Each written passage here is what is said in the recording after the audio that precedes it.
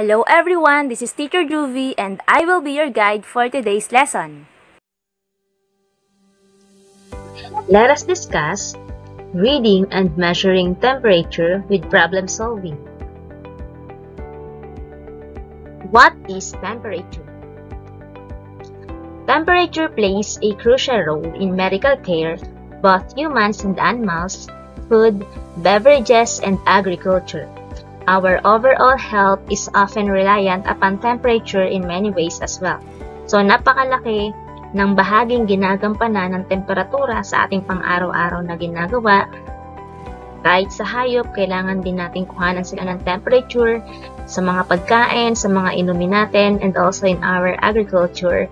And napakahalaga rin ito sa ating medical care, lalo't uso ang lumalaganap na sakit ngayon. So that is the importance of temperature.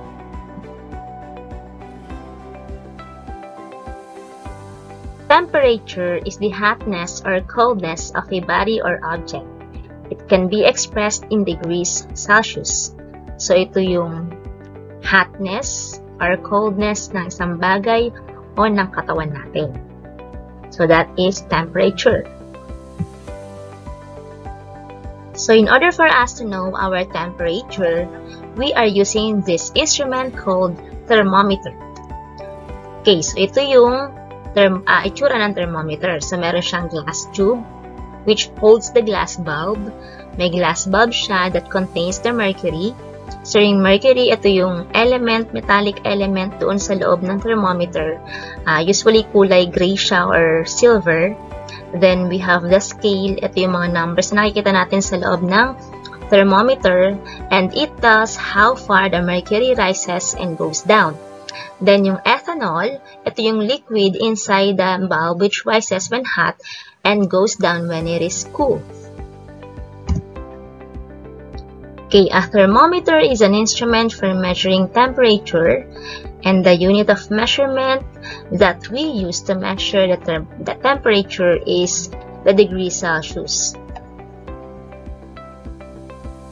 As I have mentioned earlier, a thermometer consists of a glass attached to a glass tube with a number scale. The liquid in the bulb rises or drops when temperature changes. Okay, so ito yung mga mahalagang details about thermometer. So the ethanol rises when hot and goes down when it is cool. So kapag mataas yung temperature, tataas yung ethanol. Kapag mababa naman or malamig, bababa yung ethanol. So the normal body temperature is 37 degrees Celsius. So once na yung inyong temperature ay more than 37 degrees Celsius, that means meron ka ng fever.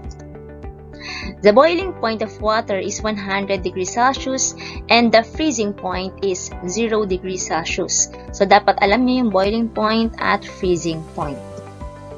Each space in the number scale represents 1 degree Celsius. So yung nakikita niyong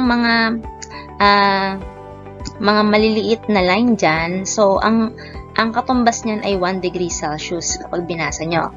The numbers below 0 are written with a minus or negative sign. So, kapag nag-0 na or below 0 na, negative na yung kanyang temperature.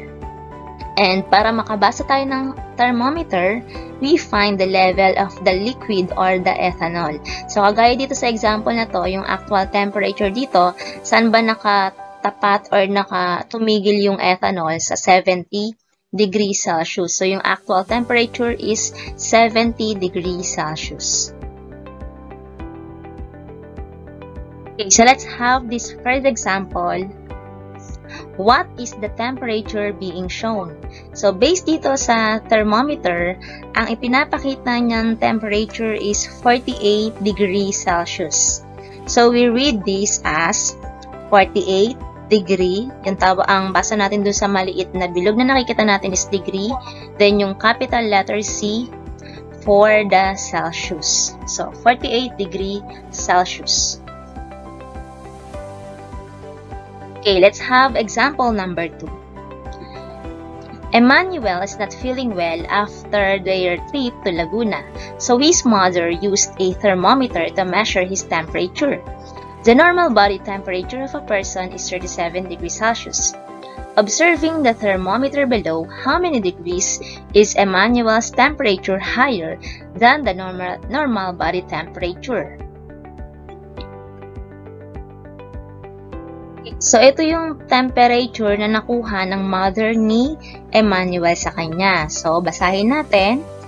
So, ang temperature niya is 38.4 degrees Celsius. So, ang gagawin natin, since ang normal body temperature ng isang tao is 37 degrees Celsius, para malaman natin kung gaano ba ang itinaas ng kanyang temperature, pagsasubtract or ima-minus natin yung 38.4 na kanyang temperatura doon sa normal body temperature na 37 degrees Celsius. And we will get 1.4 degrees Celsius. So, ibig sabihin, ang itinaas ng kanyang body temperature is 1.4 degrees Celsius. So, meron nga siyang lagnat. Okay, so next, let's have another activity. Read the temperature shown in each thermometer. So, yung una nating thermometer, so this thermometer shows, saan nakaturo ang ethanol? Dito sa 30, 35, 36, 37. So, ibig sabihin, ang temperature na ipinapakita ng thermometer na ito is 37 degrees Celsius, which is our normal body temperature. Next figure or picture is this. So, nakaturo siya sa 25 degree Celsius. Okay? Then, next, so, nakaturo ang ethanol sa 20 degree Celsius. So, ganun lang ang pagbabasa ng temperature gamit ang thermometer. Okay, next activity, use the facts in the table below to solve the problem. So, meron tayo ditong facts. So, we have the element, dalawa yung gold, tsaka yung lead. So, ang melting point ng gold ay 1064.43 degrees Celsius. At ang melting point naman ng lead ay 327.5 degree Celsius. So, ang tanong ngayon, how much hotter is the temperature needed to melt gold than the temperature needed to melt lead? So, para daw matunaw yung gold, kailangan daw ng 1064.43 degrees Celsius. Samantalang para lang matunaw yung lead naman, kailangan lamang ng 327.5 degrees Celsius. So, pag kinompare natin yung kanilang melting point, gaano ka-hotter ang temperature para matunaw yung gold kumpara sa temperature na kailangang matunaw yung lead. So, ang gagawin natin is, so let us solve the problem by answering the following questions. So, number 1, what is asked in the problem? So, we are looking for the temperature or how much hotter is the temperature needed to melt gold than the temperature needed to melt lead. Second question, what facts are given?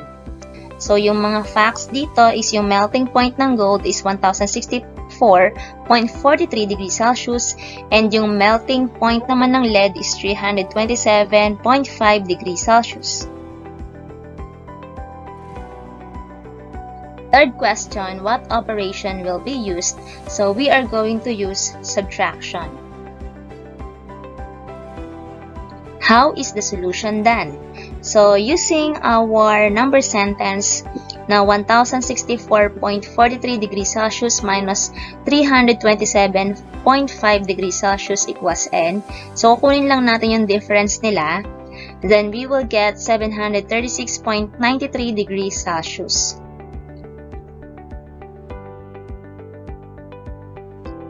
So, what is the answer? So, the answer now is 736.93 degrees Celsius is the temperature needed to melt gold than the temperature needed to melt lead. Okay, so now, let's now solve the following problems involving temperature. Let's have the first problem. The temperature at Gatid, Santa Cruz, Laguna at 1 o'clock p.m. was 32 degrees Celsius. Between 1 p.m. and 5 p.m., the temperature dropped 3.2 degrees Celsius. What is the temperature at 5 p.m.? So, ibig sabihin, ang clue natin dito is bumaba. Yung drop is bumaba ng 3.2 degrees Celsius. So, to find the temperature at 5 o'clock p.m., ang gagawin natin is we will subtract yung 3.2 degrees Celsius sa 32 degrees Celsius. Then, we will get 28.8 degrees Celsius. So, yan yung temperature at 5 p.m. Okay, next problem. How many degrees is 26 degrees Celsius lower than 48 degrees Celsius? Which of the two is colder temperature?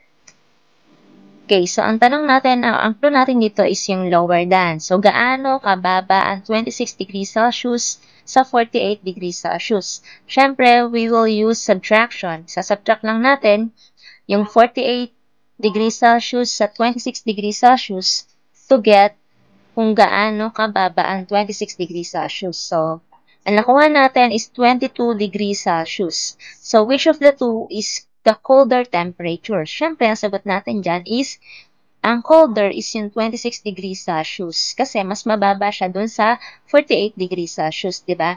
Kapag mataas ang temperatura, that is mainit. Kapag mababa naman, that is malamig.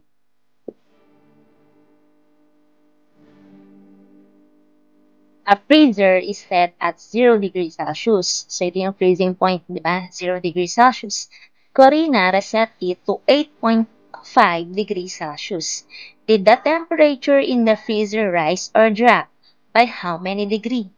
So, dahil yung freezing point is 0 degrees Celsius, then nireset ito ni Corina sa 8.5 degrees Celsius, ang tanong is kung bumaba ba or tumaas yung temperature. Siyempre, ang sagot natin is tumaas. Kasi inad natin yung 0 degrees Celsius na freezing point sa 8.5 degrees Celsius na temperature na nireset ni Corina. So, we will get 8.5 degrees Celsius. So, gaano daw kalaki yung itinaas? Siyempre, yung 8.5 degrees Celsius. Yung inilaki or itinaas ng temperature. So, the temperature in the freezer rose by 8.5 degrees Celsius. If the temperature at 11 o'clock in the morning is 28.5 degrees Celsius and became 32.7 degrees Celsius, what was the average temperature? So, nung 11 o'clock, ang kanyang temperature is 28.5 degrees Celsius. Then, naging 32.7 degrees Celsius. So, ang hinahanap natin is yung average temperature niya. So, para makuha natin yung average, ang gagawin lang natin is we will add the two temperatures. So, yung 28.5 degrees Celsius plus 32.7 degrees Celsius. So, that is 61.2 degrees Celsius. Then, average yung hinahanap, ibig sabihin, di ba yung pinaka-final answer natin, i-divide natin yung sagot natin sa 2. So, yung 61.2 degrees Celsius, divide natin sa 2. So, the answer is 30.6 degrees Celsius. So, this is the average temperature. Tatandaan, kapag average, kailangan kung ilan yung binanggit na temperature sa problem. Kagaya nito, dalawa yung temperature na binanggit, so i-divide mo siya sa dalawa. Kung halimbawa naman sa problem, tatlo yung binanggit na temperature, i-divide mo siya sa tatlo kasi hinahanap natin is average. Next problem. Linus' temperature this morning was 38.2 degrees Celsius. So, mataas na sa normal body temperature kasi 38.2 na eh. After 2 hours, his temperature was 39.5 degrees Celsius. Did he get better or worse? How many degrees did his temperature rise? So, para malaman natin kung naging better ba siya or mas lumala, ang gagawin natin is we will subtract the two temperatures. So, 39.5 degrees Celsius minus 38.2 degrees Celsius. So, we will get 1.3 degrees Celsius. So, ibig sabihin, mas lumala siya.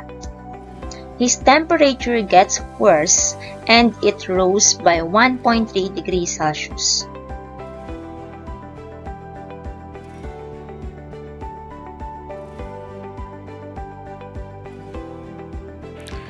Thanks for watching this video. Hit like if you learned something from this video and don't forget to subscribe on this channel. Thank you so much.